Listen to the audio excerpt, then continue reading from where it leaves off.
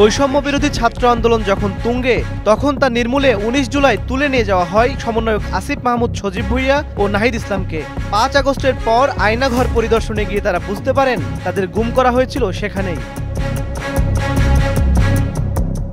বৃহস্পতিবার চানখারপুল হত্যা মামলায় ট্রাইব্যুনালে সাক্ষ্য দিতে এসে এসব কথা জানান আসিফ মাহমুদ সজীব ভুঁইয়া।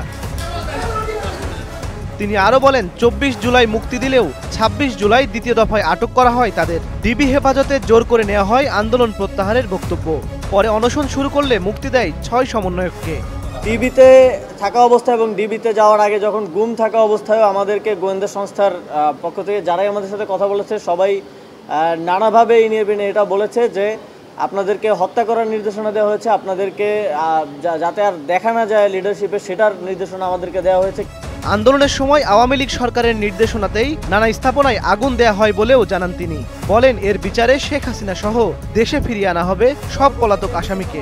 আমরা নিশ্চিত হয়েছি এবং আন্দোলনের সময় আমরা এটা বুঝতে পেরেছি যে তারাই সরকারের পৃষ্ঠপোষকতায় এই স্থাপনাগুলোতে আগুন লাগানো হয় এবং তার দায় আন্দোলনকারীদের উপর চাপিয়ে দিয়ে সে সময় এক ধরনের ধরপাকড় এবং গ্রেফতার, ব্লক রেড দিয়ে গ্রেফতারের কর্মসূচি চালানো হয়েছিল। আইন অনুযায়ী এবং বিভিন্ন দেশের সাথে আমাদের যেই বন্দি বিনিময় চুক্তি আছে সেই চুক্তি অনুযায়ী তাদেরকে ফিরিয়ে আনার জন্য যথাযথ ব্যবস্থা নেওয়া।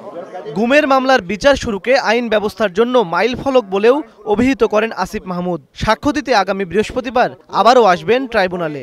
শত শত মানুষের গুম হওয়া, মানুষের ফিরে না আসার সাথে যারা জড়িত তাদেরকে অবশ্যই শাস্তির সম্মুখীন হতে হবে। ইমন মাহমুদ, স্টার নিউজ, ঢাকা।